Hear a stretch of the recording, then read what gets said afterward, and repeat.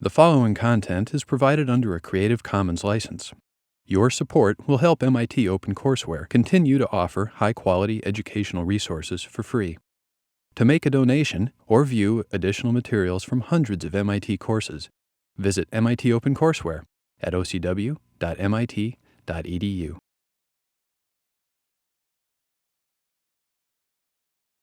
Hello, everyone, and good afternoon. Thank you for coming to our third forum and concert, I hope, within our Winter Festival series. It's a pleasure to see so many of you who've been here before, and we hope to do this again sometime. I would like to introduce our moderator for today. She is Ellen Harris, the class of 49 professor of music in our Music and Theater Arts department. Thank you very much.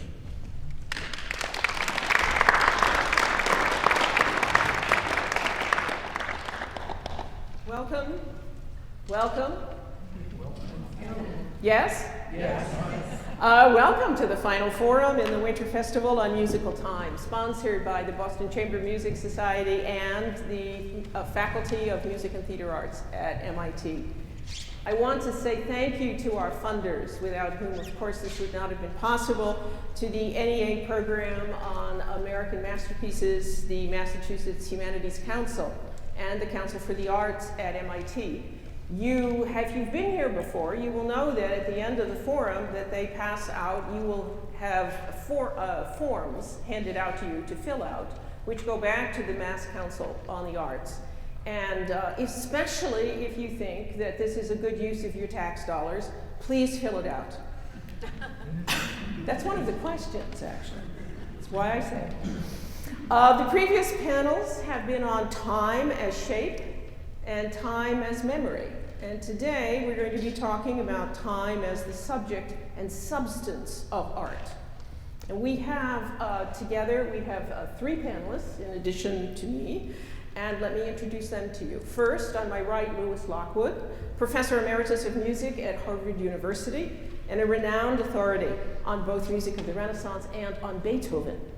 His path-breaking book on music in Renaissance Ferrara, 1400 to 1505, was published in 1984 and was released last year, 2009, in paperback. The longevity of this book giving an indication of its importance to scholarship. Probably many of you are more familiar with his more recent publications on Beethoven, Beethoven, the Music and the Life, which was a Pulitzer Prize finalist in 2003, and Inside Beethoven's Quartets in 2009, which he co-authored with the Juilliard Quartet. Today he will be speaking on the development of the metronome and its impact on Beethoven. I'm going to do all the introductions. Sitting next to Louis is Stephen Tapscott, professor of literature at MIT, poet, and author of 5 books of poems, among which his translations of Pablo Neruda's sonnets, 100 Love Sonnets, is particularly well known. Back in 1991, when I was associate provost for the arts at MIT, I commissioned Steve to write a poem for the inauguration of Chuck Vest as president of MIT. And his poem of welcome, which he read at the inauguration ceremony, stole the show. And I suppose we are faced with the same threat today, as he will be reading from his newest collection, a book of poems that he has completed on the 19th century pioneer of stop-time photography, Edward Muybridge. And finally, Paul Matisse, artist and inventor, one of whose abiding interests in the creation of his public art sculptures is the use of bells, some of which he will be talking about today, I think. He may be best known in Cambridge for the Kendall Band, which is his sculpture in the Kendall Square T-stop, which permits passengers waiting on the platform to bide their time by playing hand-operated music sculptures, including chimes, a gong, and what I would call a thunder sheet. Alas, rather overzealous or impatient commuters frequently fail to understand how these mechanisms work, and as a result, the handles have frequently broken. And I'm happy to report that the Music and Theater Arts at MIT, in conjunction with engineering, is now in the process of setting up a student group which is called the Kendall Band Preservation Society, which sounds to me like a cross between a 19th century town band and the Salvation Army. And the goal of the Kendall Band Preservation Society will be nothing less than to monitor and maintain the Kendall Band in the Kendall Square Tea Stop in perpetuity. So we look forward to that. The order of our speakers today is in a semblance of chronological order. We will first have Louis Lockwood bringing us out of the 18th century. Then we will have Steve Tapscott immersing us in the 19th century. Paul Matisse will take us through the 20th century. And then I like to say I will talk about the future because I'll be talking about the concert we'll hear after dinner. Thank you.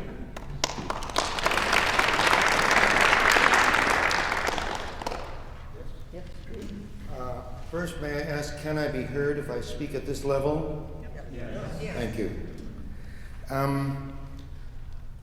I'd like to say first that I'm going to play for you two contrasting excerpts of the same movement, the first 18 measures of the slow movement of Beethoven's Ninth Symphony.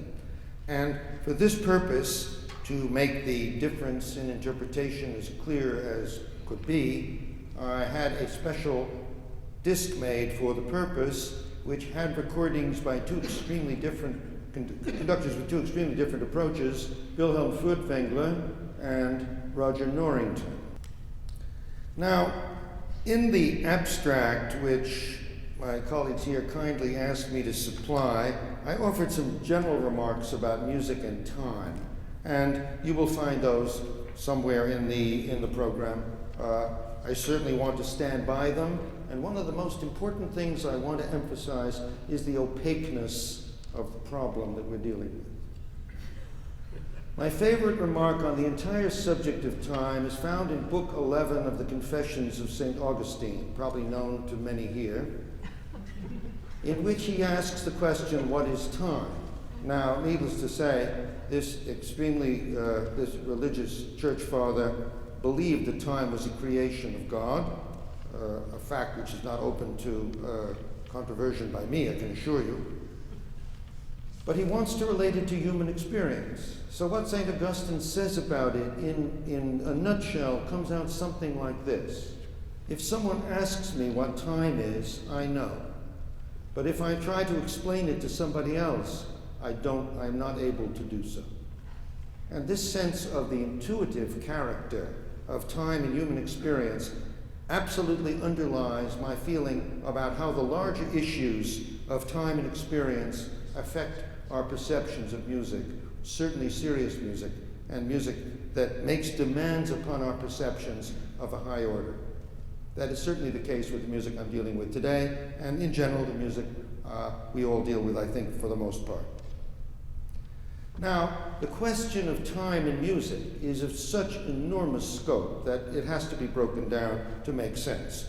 And in my case, what I'm principally going to talk about and illustrate for you for the next maybe 17 minutes to accommodate to my rigorous colleagues 20 is the question of tempo and how tempo was conceived and to some extent controlled in the classical Western tradition.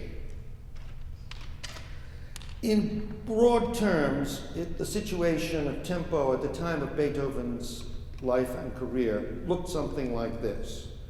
He's born into the late 18th century scene. Beethoven was 10 years old in 1780. He was 20 years old in 1791 when Mozart died.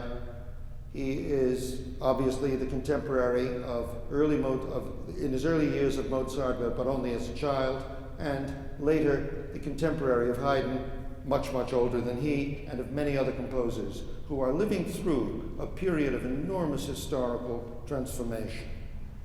I remind you to come to the end of my remarks just to telegraph it.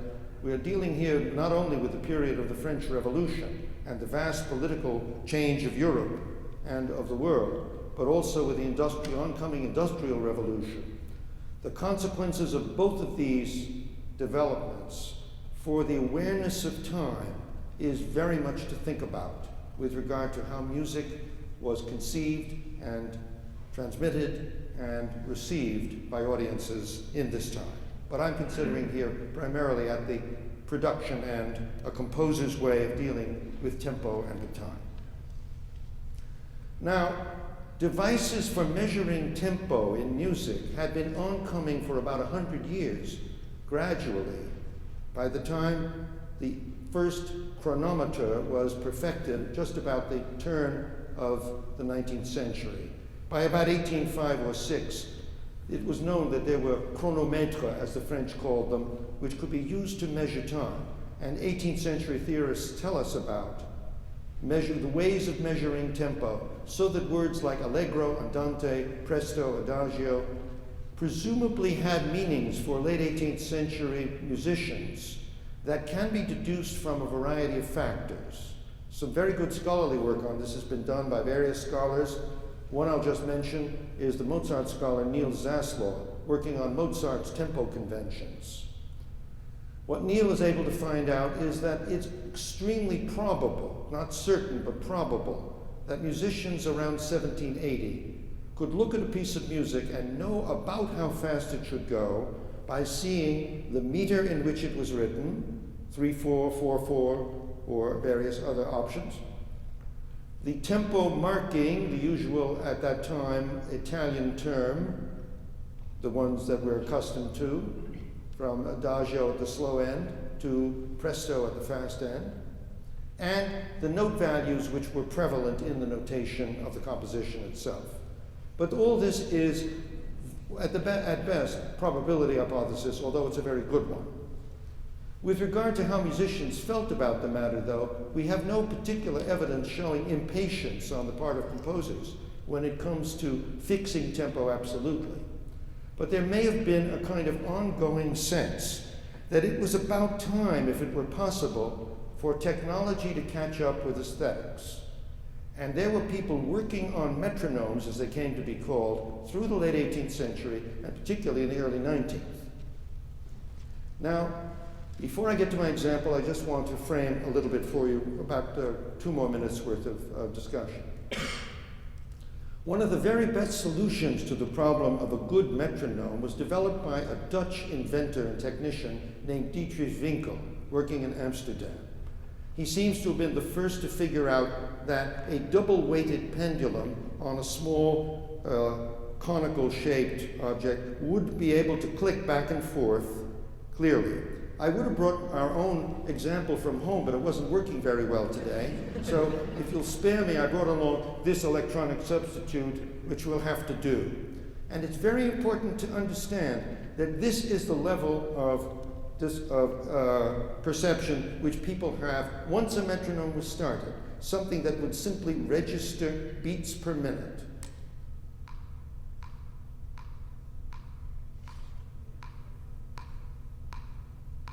That's a deliberate, by the way, deliberately set at the number 60, which means 60 beats per minute. And that Winkel thought he had a very good thing going and was had a genuine right to inventorship of a working, simple device that musicians could have used had it been the case that he could have developed it. We could have had Winkel's metronome from all time since then. But something happened to Winkel.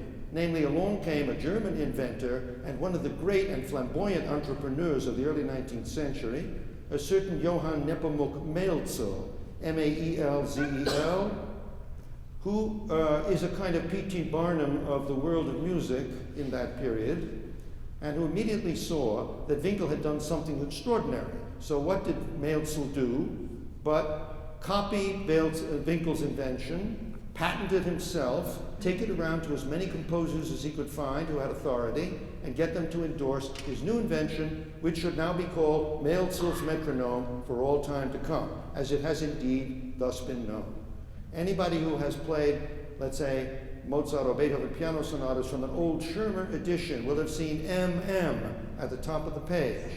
MM is Maelzel's metronome, an astonishing feat of salesmanship, and must have been one of the most remarkable characters that the world could see in musical Vienna. Now, Beethoven, ever anxious to exert some kind of control over the expanding musical world that he's conceiving, falls in love with the idea of the metronome as soon as Mälzel brings it to him and shows him what it can do. But much more than this, there are two other factors. One factor is that Beethoven is becoming, by the time the metronome is truly perfected, if not invented, perfected by about 1815, Beethoven is functionally deaf. He can see the thing ticking, going back and forth, the pendulum, but he can't hear it. Certainly not at the level at which tick-tocks were audible at the time. Furthermore, we have plenty of evidence, including recent studies and quotations from citations from contemporaries, that his own ability to perform with other musicians was increasingly difficult and subject to vast discrepancies between what was desired and what happened. Louis Spohr describes Beethoven conducting, for example, the Seventh Symphony, and says, in the soft passages, he was 10 or 12 measures behind the performers. It is an incredibly difficult and almost poignant situation. It's not almost poignant, it is poignant, to think of this musical mind increasingly isolated from the real world of music making, for which he is producing the greatest music of his time. And when it comes to the metronome story, I think what we see in Beethoven is a kind of strong reaction towards making something happen ideally in the world, imagining the possibility of it becoming a very important fact, that everybody, device that everybody could share in. All right. What did Beethoven do about all this? First of all, one thing he did was to publish a whole set of metronome markings, according to Mälzel, in 1817, for all the symphonies he'd written up to that time. That's all the first 8. The 9th isn't written until several years later. And all the string quartets up to that time. That is Opus 18, 59, 74, and 95. The late quartets is another story. By that time, he's in another world, and we don't have his own authentic metronome markings. We do have some from his performers, however. But for the 1817 group, he publishes a whole set of metronome markings. That's where the trouble started. These markings are extremely controversial because many of them are much, much faster than anybody at the time presumably could play, and certainly much faster than most conductors wished to play until the early music movement came along about 30 years ago and said, no, we can do it. But what has happened is that there are two enormously conflicting sides here. One are the traditionalists, you might say, who feel that the tempo comes from the content, and the other are the performers of early music, certain ones like Norrington and Gardner, who wish to stick to the letter of the published metronome markings of 1817. And if they're too fast, there's some modifications. But basically, there are two schools of thought. Okay, enough for now. Let's hear some music. Let us hear not Furtwängler, who is so slow that in his performance, an 8th note equals Beethoven's original marking for this movement, instead of a quarter note. Beethoven wrote for the Adagio of the 9th Symphony, quarter note equals 60. That's a quarter note. 1, 2, 3, 4. You believe it? Not many people do. Let me make sure I've got it on 60. Yes, I do. Whoops.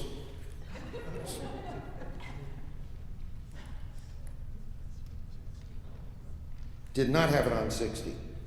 Apologies. Correction. 60.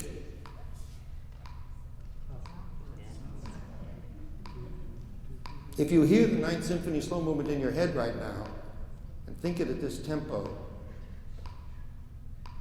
then you're on one side of the room. Furtwängler and Karajan are on the other side.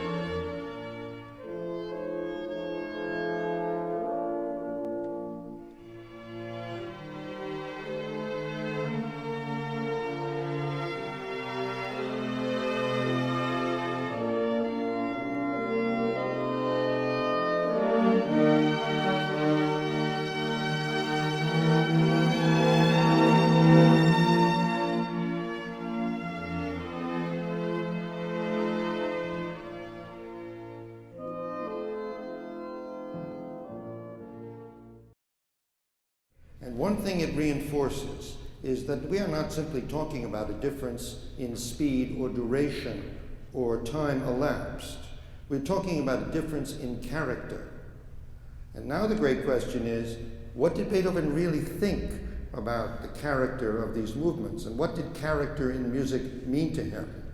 That is the source of a large amount of discourse and discussion and scholarship on the whole question of the right tempo and the right interpretation of his very controversial metronome markings, which I'll just tell you exists without trying even to summarize the viewpoints. The viewpoints do, however, include some material, some documentary evidence from Beethoven's own lifetime, including his own enthusiastic statements about the importance of the metronome for musical life. I'm going to read you a couple of very brief excerpts from such a letter that he wrote in 1817, just at the time that he was indeed endorsing the metronome and publishing these markings for his up-to-then symphonies and up-to-then string quartets. The first thing he says is that the old words, adagio, allegro, andante, presto, originated in the barbarous ages of music. And he claims in this letter to somebody that he's planning to give them up. By the way, Beethoven has not yet written the late piano sonatas, the Diabelli variations, the late quartets, the Ninth Symphony, the Missa Solemnis, but he says he's planning to give up these words. Nothing like that, in fact, ever happened. But he goes on in this letter to say something important. He says that these words, although they are not adequate substitutes for determining tempo, nevertheless, they describe the character of the composition. Quote, "We cannot give these up. The tempo is more like the body, but these certainly refer to the spirit of the composition." So the character and the spirit are what he is after. And those who are on the conservative side of this issue do not believe that his very, very fast tempi, which may be aberrations of his deafness, those who do not believe in that claim that indeed tempo arises from content and not from the application of a strict metronomic beat. Back to Beethoven's letter for a moment. I fancy, he says, quote, and this is really wonderful, that the best solution would be, particularly for our country where music has now become a national need and where every village schoolmaster will be expected to use the metronome, that Maelzel should try to sell a certain number of metronomes by subscription at a very high price. Then, as soon as he has been covered financially by this number, he'll be able to dispose of the other necessary metronomes for the musical need of the nation so cheaply that we can certainly expect to see the greatest universal use and distribution of this commodity. End quote. I leave it with you that it is wonderful to think about a time in Western history when a great composer could think that the musical need of the country was something so important that a timekeeping device should be in every school, everybody should use it, and the world would be a better place to live in. I, by the way, honestly believe that it would. So I'm just going to leave that on the table, and that's my contribution for the moment. Thank you.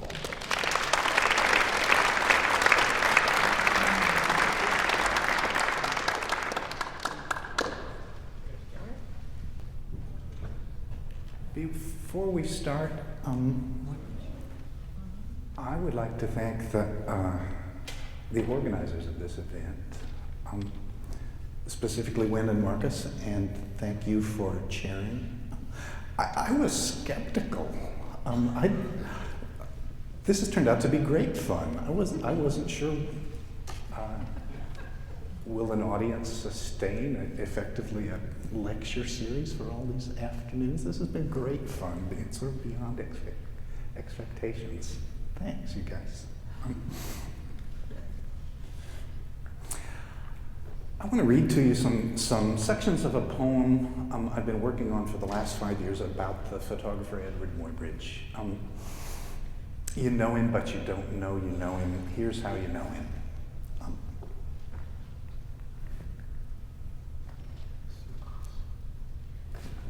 Do you recognize these? The stop-action photographs from the 1870s. They originated in a bet. Leland Stanford, the former governor of California. Leland Stanford, the former governor of California, got into a bet at the racetrack. And the bet was Stanford wagered $25,000, which is almost $500,000 by contemporary currency, bet $25,000 in 1870 currency that all four hooves of a horse in gait at any moment are off the ground, right? The eye can't register such a moment empirically. So Stanford, having laid $25,000 on this wager, then engaged Muybridge, who up until then had been a landscape photographer in the West, engaged Muybridge to solve this problem photographically. Muybridge brooded about the question for about a year, and then he laid out at first 4 and then 12 and then 16 cameras with thin copper tripwires on the racetrack, and sent a racehorse pulling a sulky down the line of tripwires. Each tripwire tripped the shutter to a camera with a fast emulsified plate in it, so that in sequence, as the horse ran down the racetrack, the horse in effect photographed itself in seriatim photographs, which register the deconstruction of a continuous motion, right? So what Muybridge is responsible for is breaking the moment of a continuous motion into discrete pieces. He won for Stanford, won the bet, right? And Stanford immediately wanted to do more because he thought it would help in his horse breeding business. And Muybridge said, I think there are different applications for this technology. And Muybridge immediately began to see the effects in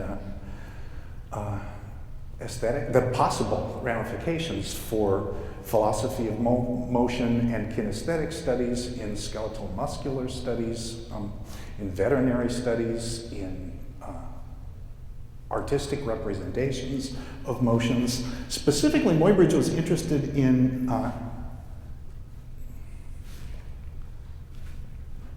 how awkward an animal looks in these moments of odd grace and perilousness in the sequence of a continuous motion which the eye registers as graceful. There are these oddly discontinuous moments which we see but don't know that we are seeing. It's the Doc Edgerton phenomenon, isn't it?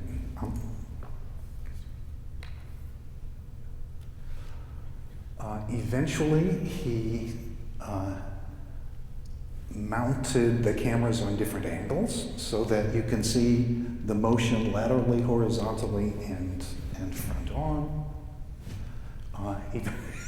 Eventually, he was lured to the University of Pennsylvania with the promise that he could use naked models from the art school for human subjects, and that he would have free access to the Philadelphia Zoo. So he prodded the baboon to walk down the aisle, right? He also photographed Walt Whitman naked, if you're interested, but I'm not going to show you the picture. Muybridge recognized that having deconstructed the moment, he had also the option, or the further challenge would be to reconstruct the motion in such a way as to have a fully moving picture, right? That the secret of the motion in film, what became film, was going to be the reconstruction of motion on the basis of this deconstruction. He tried various technological attempts. He kept inventing these machines for representing simultaneity and then representing the reconstruction of the motion into a single fluid motion. Because here's where the story gets complicated. Can you still hear me? In 1875, in the middle of these initial experiments running the racehorse Occident down down the track to stop the motion, stop the visual representation, to have a visual representation of the stopped motion. Muybridge began to worry whether his only child, with his wife, who was 23 years younger than he, whether his only child in fact resembled him. He came to the conclusion that the child resembled the family's best friend, an English journalist and drama critic, and part-time professional gambler. He bought a pistol. He took the stagecoach to Sacramento. He shot the man once through the heart and waited beside the body to be arrested. I'm interested in this collocation, and was found not guilty. This is California in the 1870s. But there's a nexus of ideas here that has to do with, the nexus has to do with not only with time in the visual arts, but with a relationship between stopping time and the American propensity to solve problems with violence, which is related also to something that's going on in the American West with the spatialization of time, right? Think how often the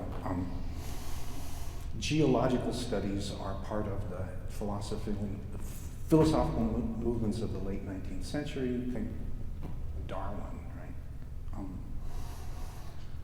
I think the question of fossils and how the stunning spatialization of time in the American West changed Americans' concepts of personal time and duration, right? So I didn't know I was going to spend 4 years writing about a man who, in fact, murdered out of jealousy.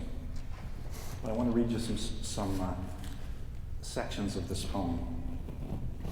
It begins in the mid-1860s when he first encounters the American landscape.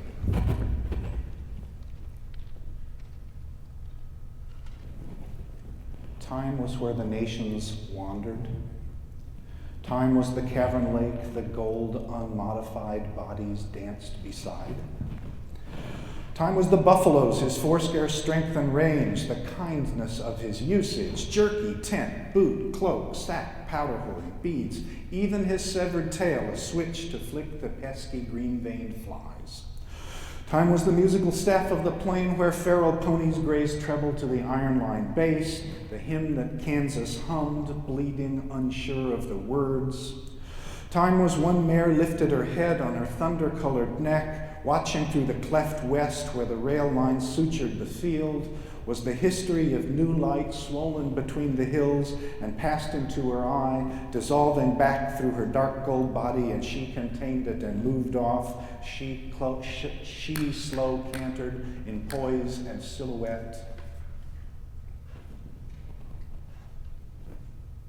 He moves to Yosemite to photograph the park, or the landscape.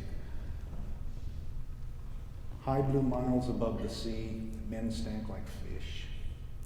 Pans silked and drank, lied at night like gospel paradise. None barred his cabin door, there being little enough to hoard but hope and old jokes. Ore locked in slow stone where ages piled and folded, waiting. From sky to ground and lower through mineral, water dropping slowly carved the caves, filled them with rift. What I learned from the mountain was formalism, watching quietly while what fell, fell. I was patient. I sifted the light for a dust. It was bright, golden, momentary, passive and cold. It was free for the work of taking. Hey, America suited me just fine.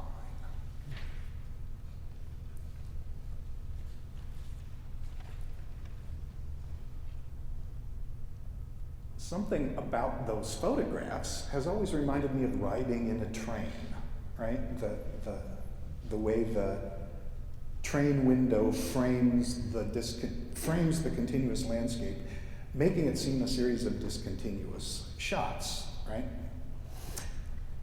In the railway carriage window, a continent slid past, serial, discontinuous, framed. Chief Joseph trails through the Black Hills, honoring his defeat. The Klan reassembles the South. Sitting Bull joins the traveling circus. A barrel of whale oil smolders on the wharf. Each of us now was simultaneous now, no need to wait. No longer idle now, even American leisure was eager. And Americans adore that sort of thing. The highfalutin slurry of pragmatism, civic virtue, and greed that lays the track towards metaphor, that is, a violence against the particular. Stanford, the iron yard millionaire, the big shot gas bag, craved admiration and called it science. He loved that beast. Me, I felt half at home. California, big empty. I had time on my hands, imagining a new mode of seeing.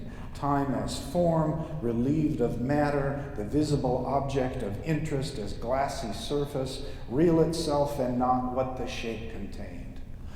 Well, that was a big pile of thinking. The two of us in the big bay gelding, we made a hell of a team.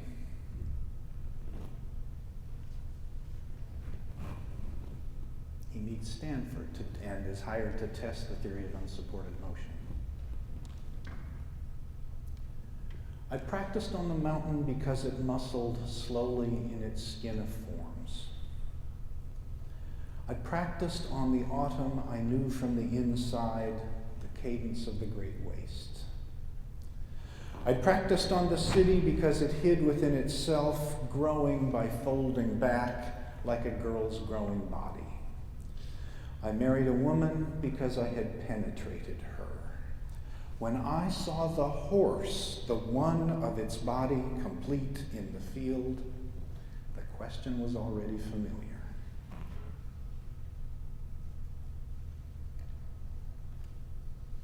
The answer to Stanford's question is yes. At first, the negative was slow, admitting too much necessary light. The body of the animal entered a blur. When I rinsed the plate dry with silver salt, the ordinary spilt, it broke open, it stopped to happen. Through stations of blunder, the arc of the lyric motion poised from me. Light spelled its genealogy. In the continuous, a posture had told where the body had been. Splice. And that was, until then, sight, the art of elegy. I tightened the eye. My line detailed a losslessness of form so clean the eye could lick it. Look, I developed a new world grammar, all verb, writing the moment in salted light. This is how to count. 1, 1, 1, 1, 1.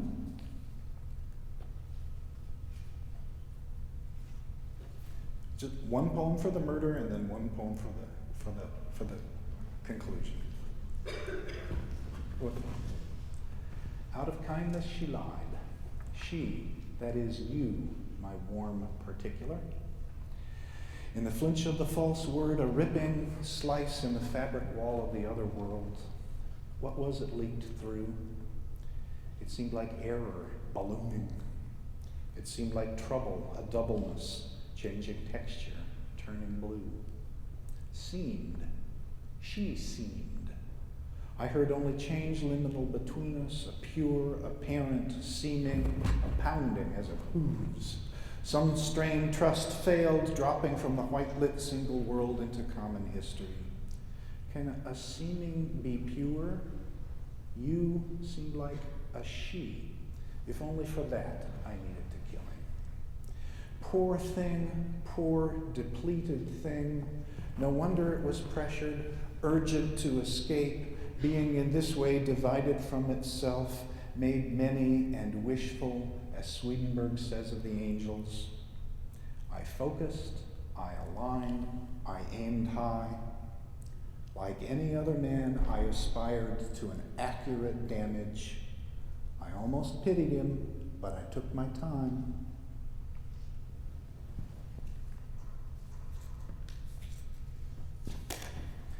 He died in 1904 back in England, his birthplace, where he had been digging in his back garden a representation of the continental United States. He tripped and fell and drowned in Lake Michigan.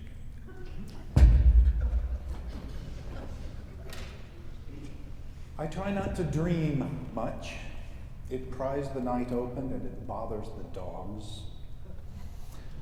But some days, on a broken day, when it turns hard to tell the difference between cloud and stone, I lie down on the ground and the black dog comes and lies down beside me, settling her moist snout in the hollow of my shoulder and snoring eventually lightly. And then, because I can, because she breathes so evenly we both are saved, I am still, and gradually I am in a room. And there I am brought forward in a body convergent as the whittled end of a stub pencil. Though it does not feel exactly like my life, it is so clean, the light kind and lacking a source, and it is a kind of relief, this white expansiveness, a silence after bells. Not to be seen, not to burn inside and justify, not to play that red ukulele, its sparkling river of fleas, not to harm in a dailiness, not to work, not to make art. Left and right, beyond the blind walls, there may be actions, animated things, but I am this composure. Sometimes an animal is waiting, and I know I do not need to avoid her. Of course, she's some sort of doubt or death, some animal neutrality I can interpret. But still, in the room, she watches, uncurling her righteous, improbable tail. She prowls, she knows me, her teeth raggedy with glint. My skin anticipates the pounce, noiseless the claws, the slashing. Her lush whiskers tick. I find it easy to acquiesce. She's not angry, she's hungry.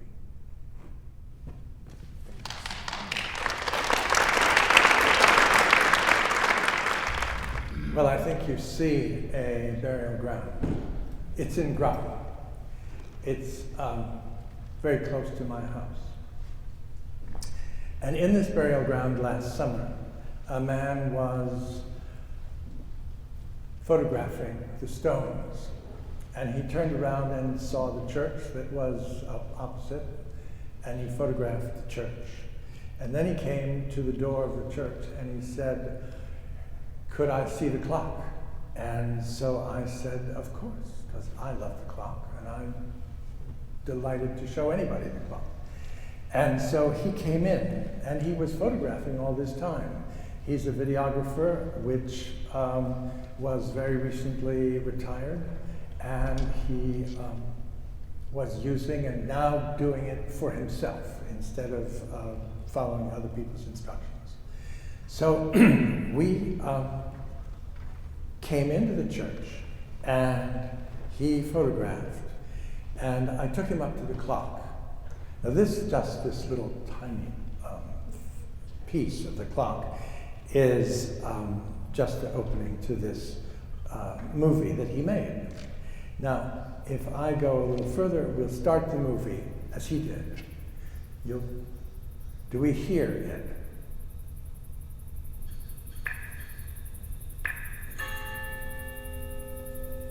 Do we hear it?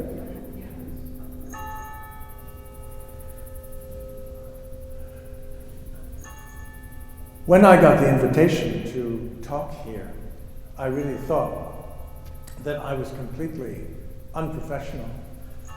Loved musical time, of course, but knew nothing whatsoever about it except to experience it. And thought it was really a mistake. I'm Paul Matisse. I'm an artist, and I live in this church, and have lived in this church since about 1981.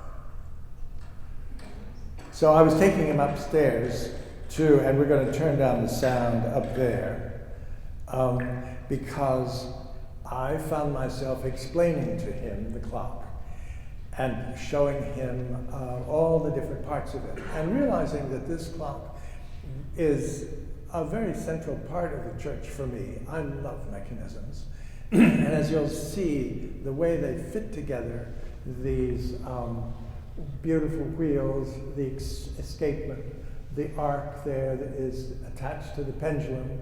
The pendulum moves back and forth, the teeth come in and out of the escapement wheel.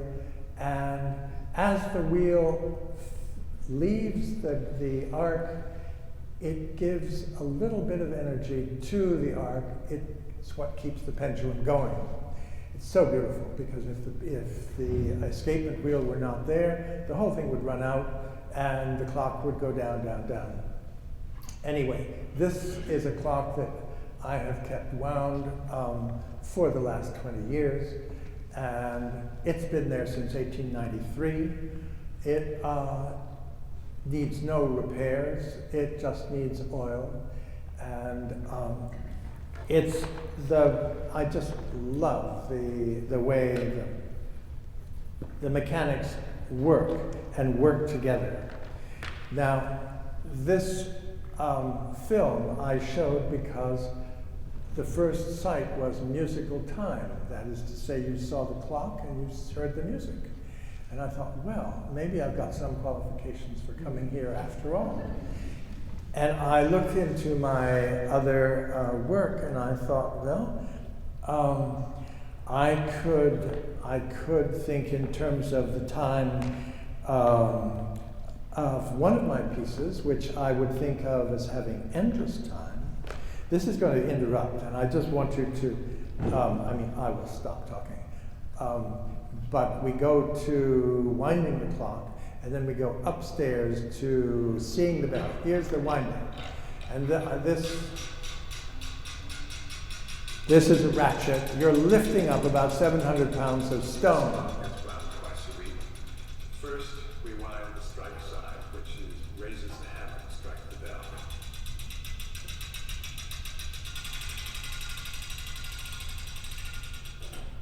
I love ratchets.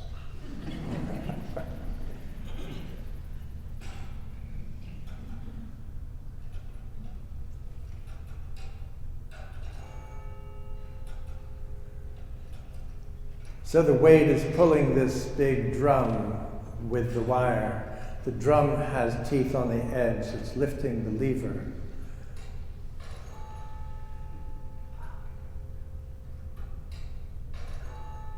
Everything else is taking place as necessary. There's the wire that goes up to the steeple that is being pulled down by that lever, through the ceiling, up to the bell, the hammer falling on the bell. It's called clocking the bell, by the way. Not that that's very important. And so, with this little film, I thought we could get started. So I found 5 other times. If that we call that musical time, I would find 5 others to talk about. And the first, it really does work better with glasses.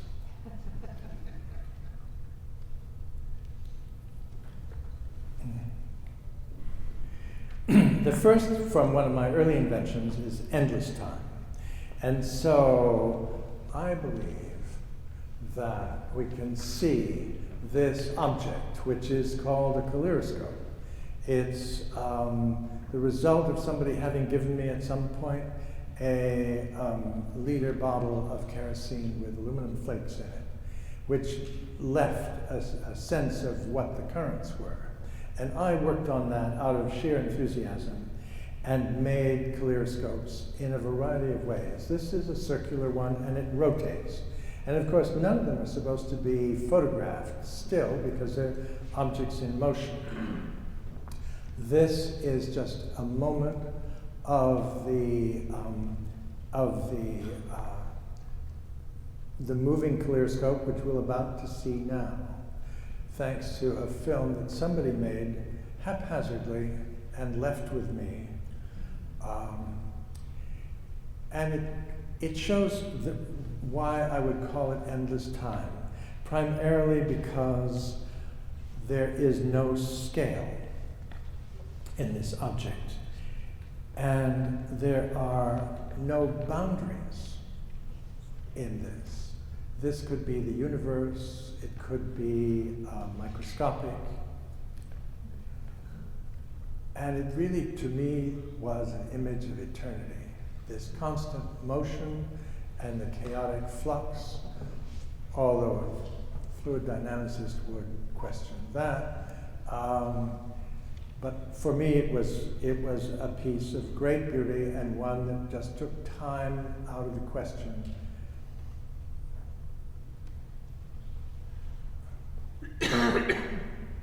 This is the same kaleidoscope after it's been still for a long, long time. It is still showing in the liquid a remnant of where it was. This is very close to a yin-yang, and of course there are thousands and thousands of other images that come from this piece.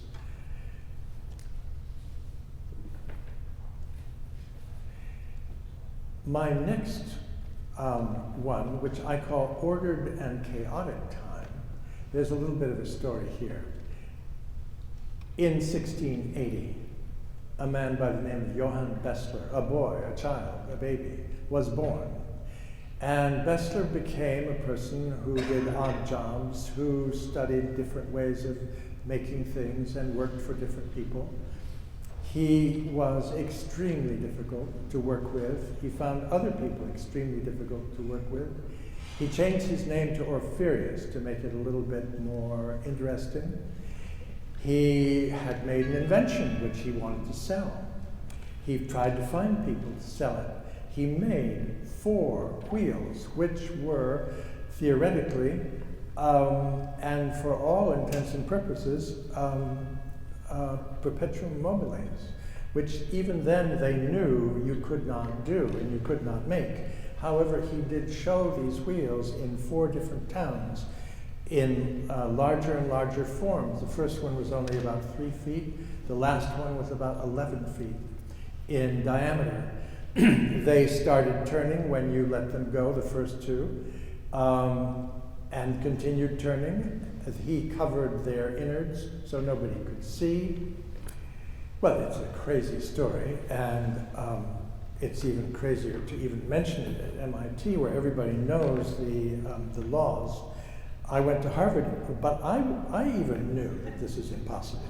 So I loved this story. I read it in a book called Oddities, published in 1928, written by Lieutenant Commander Rupert Thomas Gould, a brilliant and very gifted historian in the English Royal Navy. And he was so gifted that, in fact, he was given the honor of cleaning and repairing Harrison's number 4, the most famous clock in England, for those who know their clocks. I can't get into it now, but it's extraordinary that. What are we missing? Did they not hear any of the bells before? I didn't catch part of it. I see, okay. Well, I'm sorry for what you missed. I got it right up here, and I couldn't tell whether you were really hearing it, but that was the clock on the steeple and the mechanism. In any case, Gould read this because this looks, oh no, that's all right. Gould read this because he was interested in oddities, and so he wrote about them. And he wrote this wonderful story, which was as true as he could make it, from the literature of the times. Orpheus himself was a failure. He failed to find anybody who would buy his invention. He failed to live too long. He died in 1745. He was not a success. A lot of people knew about him and had seen the wheels at one form or another. Orpheus destroyed the wheels every time he moved, so nothing was left. There was no other protection. But it was clear that the last wheel, which ran for some 54 days inside a locked room in the Weissenstein Castle in Hesse-Kassel, was working continuously. And there was nobody inside it, and there were no wires going to it. and this was documented by physicists of the time. However, it all came to an end. But the story was wonderful. I loved it.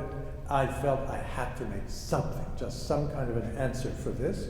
And so I made a wheel, and I put pendulums on it, and I put handles on it, which you can see. And then I also, what you can't see from here is that I put lights in the ends of the pendulums, and then I could spin it.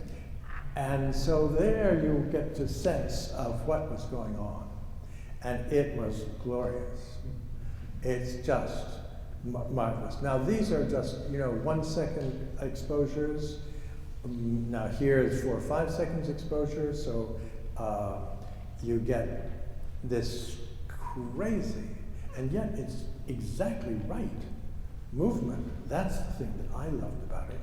It's not as if I was drawing a picture of what the pendulums would do. They were doing their stuff exactly right, given the turning that I had put 3 or 4 turns into it. And as you can see, they are beautiful. I wish you could see them. Now look at this one. Every once in a while, the pendulums, for some crazy reason, decide to just do their own thing and not go mad about it.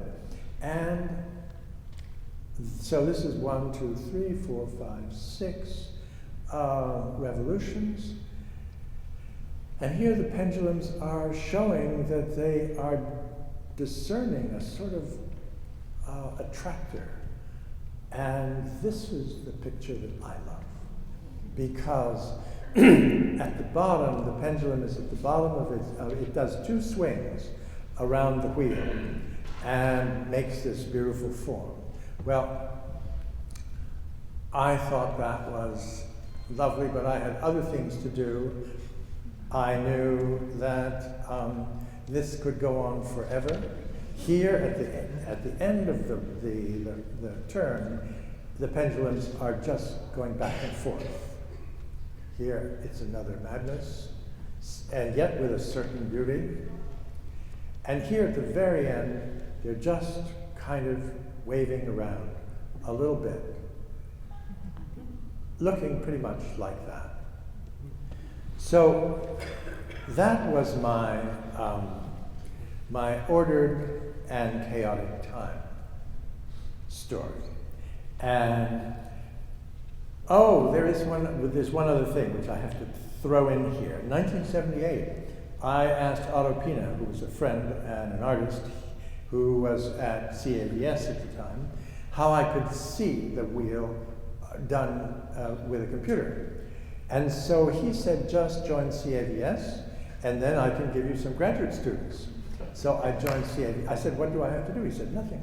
I joined CAVS, and he sent me over to Nicholas Negroponte, who found me a couple of graduate students who made, after a while, a program where I could say what the pendulums, how long they were, how much they weighed, how much the wheel weighed, how big it was, what the initial speed was, what the initial positions were, and then I could let it go and see what happened.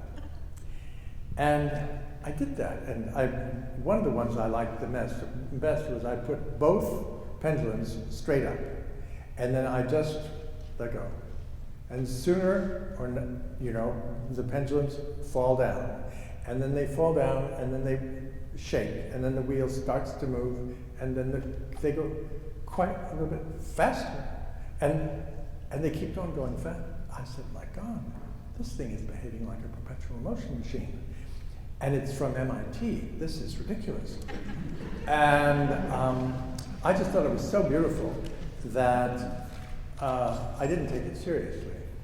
And I did get an explanation that this was due to rounding errors.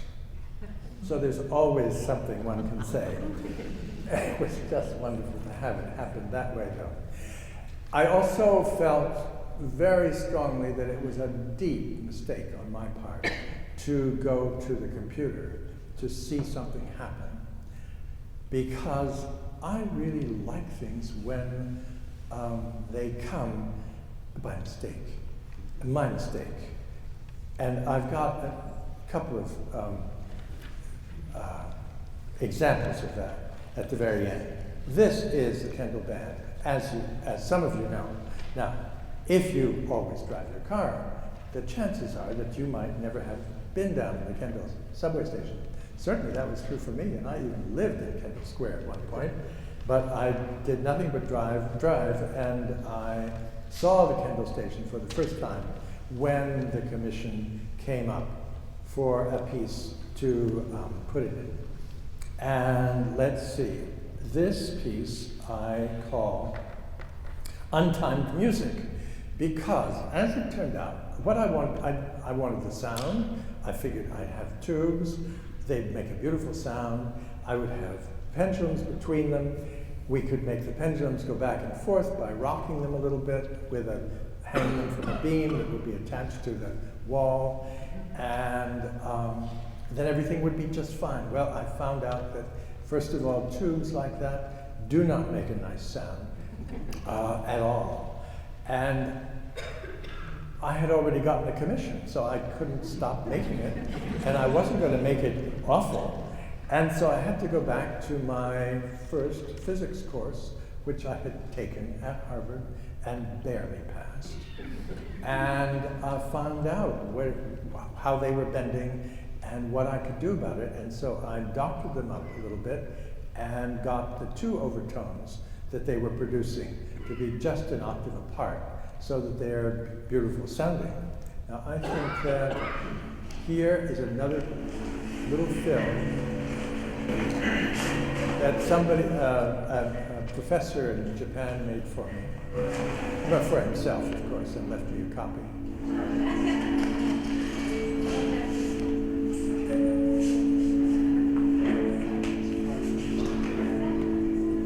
So some of you know this, and some of you also know how often the poor piece was in disarray, having been broken because some joint failed or something. That was my mistake for going to Harvard, really. But I don't know if I had come here, if I would have become somebody totally different. Okay, well, I can skip the last section. I'll just show you a couple of notes when I was fixing the Kendall Band. Here's the first note. I left it saying something had broken, I was fixing it, and when I came back with the fixed part, one person had written, if you spent my tax dollars on this, then may you die slowly. And then underneath, somebody else had written, in not as dark, if you spent my tax dollars on this, may you live long and happily. And after that, every time I had to go in and fix it, more notes would appear. I have 50 pages of notes, and I'm going to show you two in rapid order. Here's one. I give my explanation at the top. They put in everything they've got to say. And some go against it. Some say, you should have spent the money on trains, making them come in time. And somebody else says, on the contrary, they always are coming too fast for me. And so, this is the larger bell, and I call this extended time. I made this for a memorial Japanese American memorial in Washington. And what I found out by making a large bell like this, which makes a deep and wonderful sound, was that the sound, you have expectations that the sound is going to drop, and it doesn't. And here, we'll hear a little bit that, of course, we won't hear the bells as strongly as I would like, but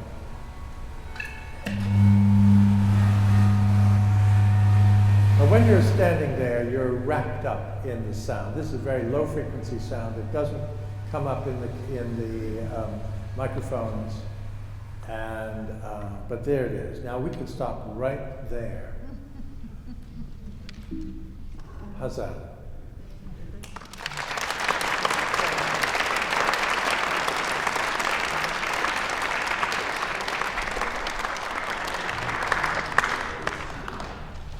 Thank you. I'm going to try try to do a little bit about our concert tonight.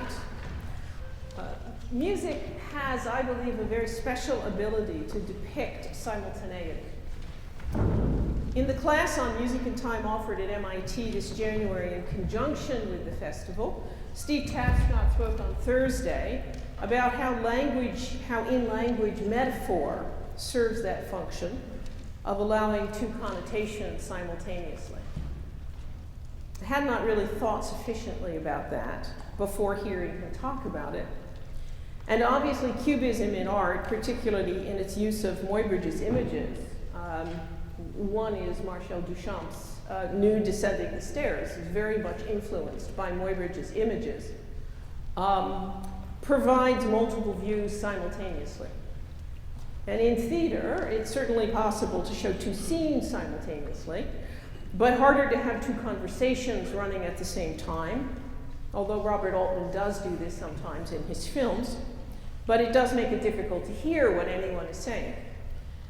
So allowing that all great art makes use of multiplicity to some degree, I still feel music is privileged in this regard as it typically layers different kinds of events. And we hear and listen to and understand these simultaneities as part of musical substance. The main exception to this situation occurs in religious music or nationalistic music, where the purpose is rather to create a sense of unity or even conformity, so that when at Thanksgiving we sing, we gather together to ask the Lord's blessing, or at a political event we stand and sing America the Beautiful, we either sing the melody all together or we sing it in harmony with all the parts moving together in rhythmic lockstep, what is called homophony in music. But that is not the most typical texture in classical or popular music, which typically has multiple things going on at the same time. Even in music, which is largely melody and accompaniment, we can separate out the accompaniment, which typically provides a beat pattern, from the melody, which floats over the top. And this is certainly true in popular music, where you hear, the rhythm section is doing one thing, and the lead vocalist is doing something else, and you hear how those things work together. But it works just as well in a Mozart sonata, where the Alberti bass is going on da-da-dee-da-dee-da-dee-da-dee-da, and you have the melody over the top. And we hear differences in timbre, that is, who is playing, whether it's a voice or a solo instrument, and we hear the accompaniment on a keyboard or a guitar, combined forces. And these differences in rhythm, in timbre, and in melodiousness create different textures that we as listeners can separate, or we can combine at our pleasure while we listen. The first movement of Mozart's oboe quartet, which we will hear this evening, provides a very good example of how this works in a more standard operation than I will talk about. And so if we could have, I'm going to show you a video of an animation of this movement. And this animation has been made by Stephen Malinowski. And the performance is actually by American Baroque, and Gonzalo Ruiz is playing the oboe. In the animation, you can just see the beginning of it. The oboe is red. The violin and the viola are green and blue, and the cello is blue. It's very clear who's doing what, and you will see that by and large, the oboe has a certain amount of precedence here. It's not only high, but it's a different timbre than the other instruments, and it by and large plays faster than the other instruments, smaller notes. So there are all sorts of ways in which the oboe is distinguished from the strings. So this is what it looks like animated.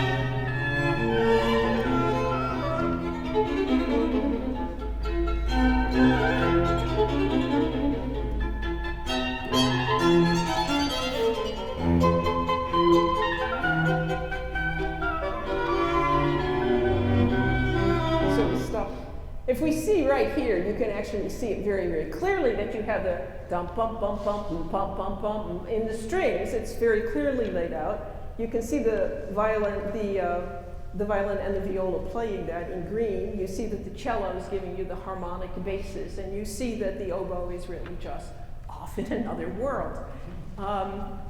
I love this animation, which you can actually find on YouTube. We just go for another 10 seconds.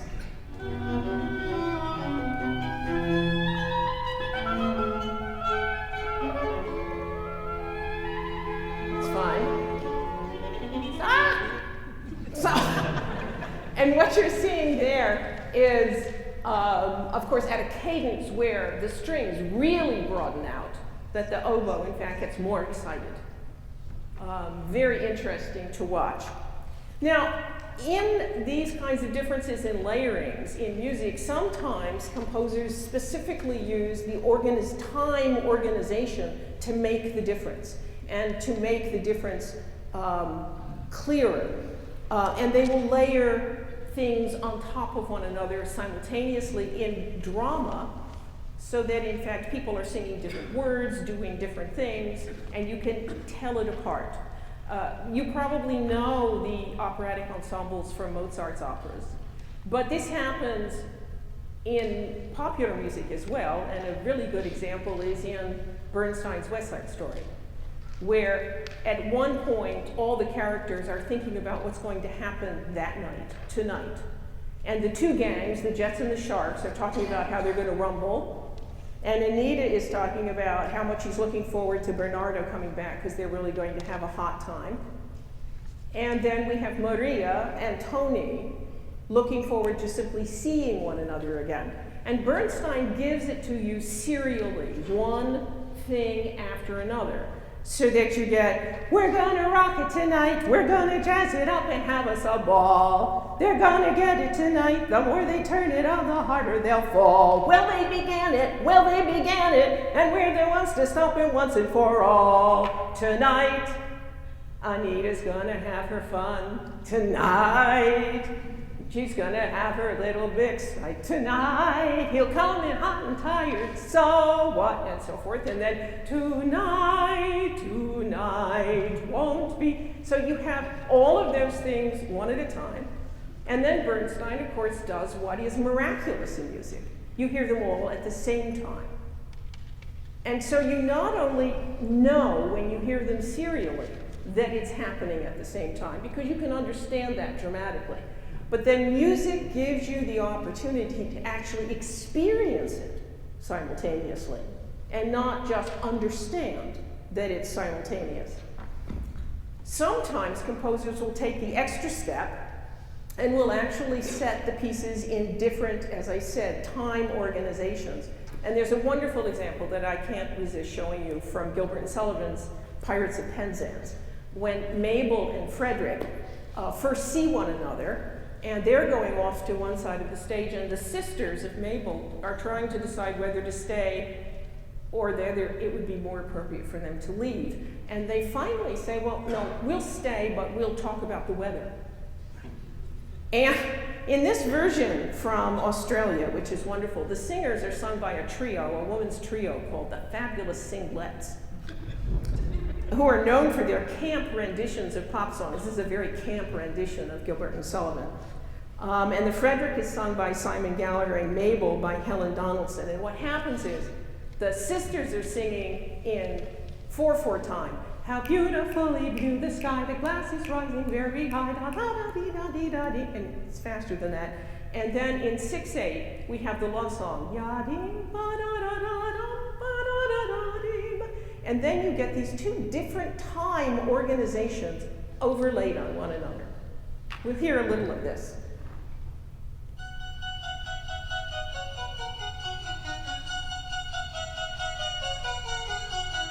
Beautifully blue the sky, the glass is rising very high, continued fine, I hope it may, and yes it rained, but yesterday, tomorrow it may pour again, I hear that country wants some rain, people say I know not why, that we shall have a warm July, tomorrow it may pour again, I hear that country wants some rain, people say I know not why, that we shall have a warm July, tomorrow it may pour again, I hear that country wants some rain, people say I know not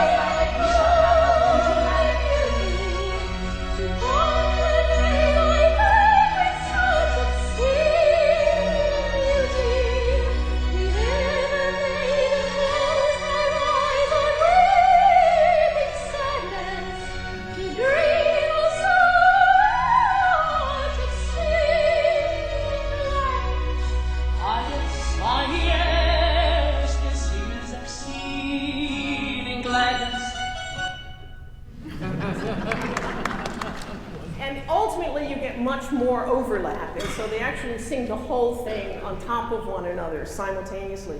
Choruses inevitably have trouble with this moment. So now returning, and perhaps unexpectedly, to the oboe quartet, we find that Mozart does just this.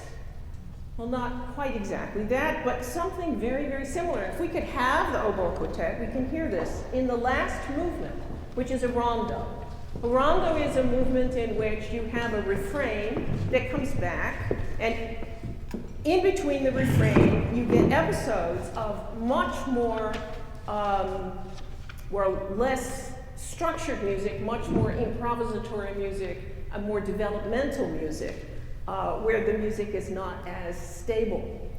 In the refrain, the oboe and the violin play very nicely together, except for the fact that the oboe takes the lead. The oboe, there is a sense of still dominance by the oboe here. The oboe takes the lead, the violin follows. It's all very nice, nice playing. And in the first episode, the oboe asserts its dominance by playing much faster than everyone else and much more virtuosic music than everyone else. And then the refrain comes back. And then in the second episode, what the oboe does is different. Not just asserting its dominance, but its independence. That is, okay, you can play whatever you want, but I'm going to play in my own time. My time and your time aren't necessarily the same time. So the strings continue playing in 6/8, and the oboe moves into 4/4. And it's an extraordinary moment throughout this entire episode. And we can hear this, and we'll hear it again tonight, but let's hear it now.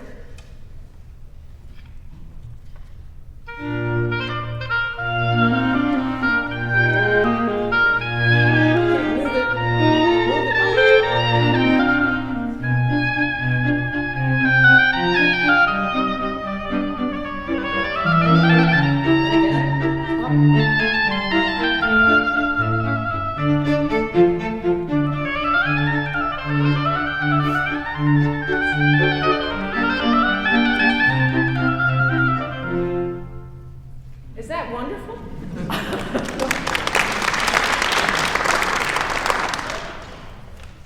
Thank you very much.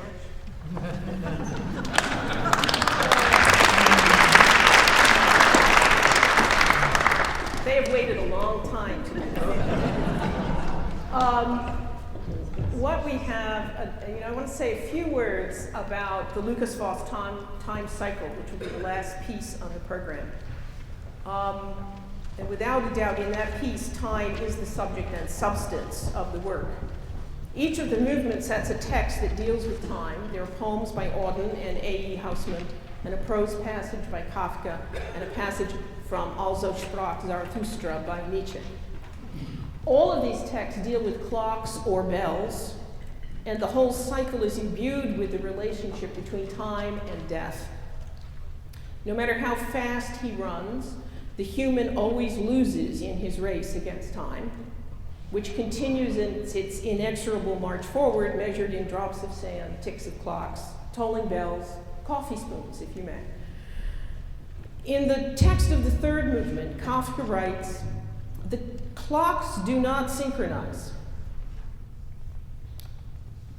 The inner one chases in a devilish or demonic, or at any rate inhuman manner, and the outer one goes haltingly at its usual pace." Voss, at least seems to me, uses this idea in his setting of Zarathustra's roundelay, also set by Mahler in the fourth movement of his third symphony. And here's a translation of that movement. This is the fourth movement of the Lucas Voss, and this is the text. Again, a translation by Walter Kaufmann. "O man, take care. What does the deep midnight declare? I was asleep. From a dream I awoke and swear the world is deep. Deeper than day has been aware. Deep is its woe, joy deeper yet than agony. Woe implores go, but all joy wants eternity, wants deep, deep eternity." Now, we're having, apparently,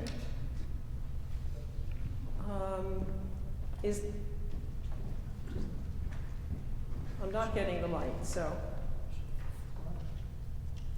Okay. I think I'm just going to go ahead without it for now. This movement has many things juxtaposed. There are 11 lines to the poem, and what Faust does is before each line gives you a stroke of the clock. So you move from 1 to 2 to 3 to 4, and ultimately to midnight. Each of the 11 lines is set to 1 through 11. Midnight, of course, ends without a line, and so the voice is silenced at midnight. The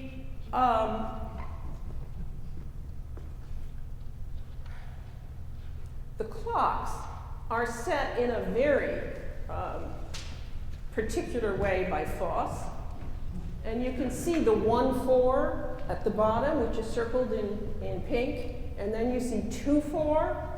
He actually has a nominal meter going of 3-2, but every time the clock strikes, it's as if time stops. So that the normative pulse, which is faster than they'll play it, say it's 1 and 2 and 3 and 1 and 2 and 3 and 1. 1 and 2 and 3 and 1, 2. 1 and 2 and 3 and 1, 2, 3. And each time you get to one of those funny measures, the clock begins striking on the final beat. So that when it's 3 o'clock, the clock starts on beat 3 of that interpolated measure. And when it's 11 o'clock, starts beating on the 11th count of the interpolated measure. And this is very funny things. At the speed at which this goes, I think you have no perception really of time or beat or pulse. And there is that sense of eternity which is in the text throughout. In the center of the piece, we have a canonic thing going on with some of the instruments, and I've highlighted some notes in blue. This is sort of to make it look like the animation. And this continues throughout most of the piece, and this kind of canonic cycling, which I've been thinking about very much in terms of the fates and the spinning of the wheel and the spinning out of the life thread at the center of this movement. I have a colleague who said to me, well, it could just be DNA. I mean, it's the same spinning, in fact, and so whatever it is the life force of the piece. And I want to give you a sense of that because you have the clocks going on, you have the voice who's giving you the poem, which is Nietzsche, you have the life force. So you have 3 very distinct things being layered. The clock going from 1 to 12, the life force which continues, and the poem which goes through the 11th hour and then not beyond. So here's a little bit of the canon. If we could hear first the vibraphone play measure 2, and then let's hear the clarinet play measure 2.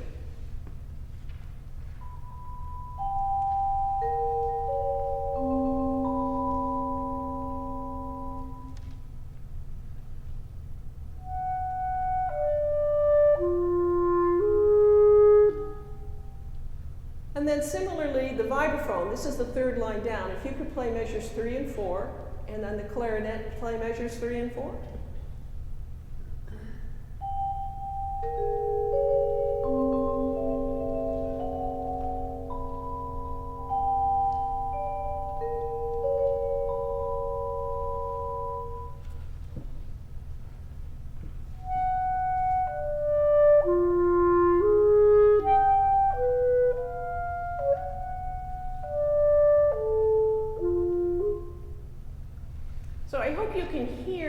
Similar these lines are, because when they're overlaid on one another, it's very hard to hear the canonic force. But that continues through the movement, and we'll see if the movement continues how the canon shifts from part to part. By the end of the page, the canon is between the piano and the clarinet. And if we can just get a little bit of the piano, and then after it, hear the clarinet line.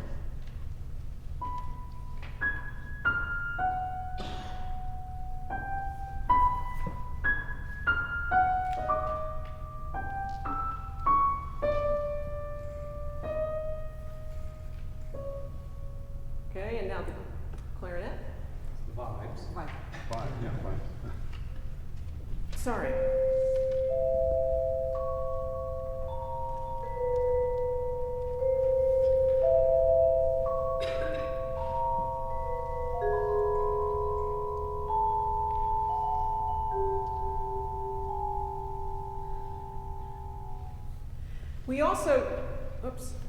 We can also see in this image where you get to 4/4, and then at the end of the page where you get to 5/4.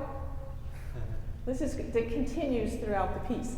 What I'd like them to do is for you to hear the beginning of this piece, just, what did we say, the first 16 measures?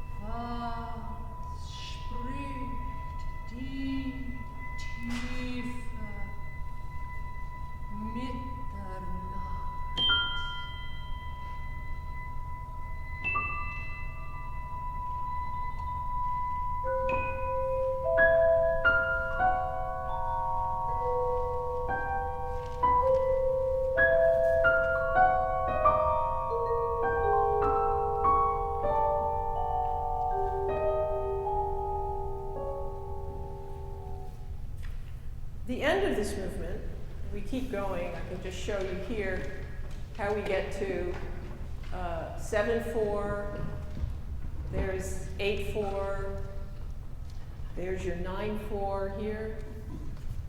It's the sort of thing I think could drive you crazy. I'm glad I'm talking about it and not playing it. Here's 11/4, and finally we get to 12/4. And what's striking, I think the right word, is that midnight is the only hour we actually hear struck in any kind of audible way. And it is struck by an antique cymbal being played by a thimble. That's correct, okay. And we get all 12 strokes of midnight. And of course, after we get midnight, the voice is silenced. And just before 12, the canon is cut off. And the sense is very much at the end of this piece, which fades. The last stroke of midnight is played pianissimo. And in fact, it's not regularly tolled the way a clock would toll, but in fact, pretty much, although not regularly, slows down.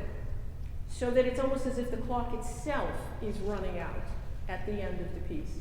And at the very end of the piece, you get that last 12th pianissimo stroke. The voice has been stilled. The canonic life force has been stopped. The piece comes to an end, almost into nothingness. The work ends. And with that moment, of course, the Winter Festival would end. So just let's hear that last section through the 12/4. We're actually going to start on the 12/4 measure just before. We're starting at, I thought we Pick up to bar 48. Okay. All right, there we go. Up here. Yep. Fine. So we're going to be starting here. People want to follow?